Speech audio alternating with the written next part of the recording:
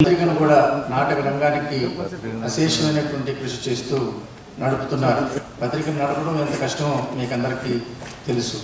అదేవిధంగా అభినయ పేరు మీద ఒక వెబ్సైట్ను కూడా ఓపెన్ చేసి అందులో ఆంధ్ర నాటక రంగానికి సంబంధించినటువంటి రచయితలు, దర్శకులు, నటులు, సాంకేతిక నిపుణులు అందరి యొక్క వివరాలు, అదేవిధంగా నాటకాలు, సంస్థల యొక్క వివరాలు కూడా దాంట్లో పొందుపరిచి విశేషమైనటువంటి కృషి సహాయం ఆంధ్ర నాటక రంగానికి అభినయ ద్వారా అందిస్తున్నారు.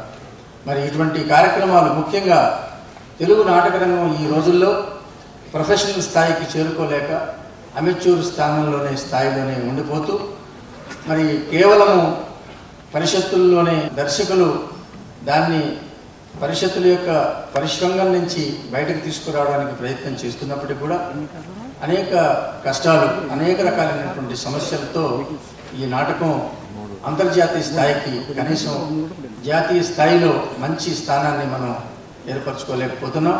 ఈ పరిస్థితుల్లో అనేక ప్రాంతాల నుంచి నాటక సంస్థల్ని ఆహ్వానించి ఇక్కడికి మనందరికీ వాటిని చూసేటువంటి అదృష్టాన్ని, అవకాశాన్ని కల్పించడం మహదవకాశం.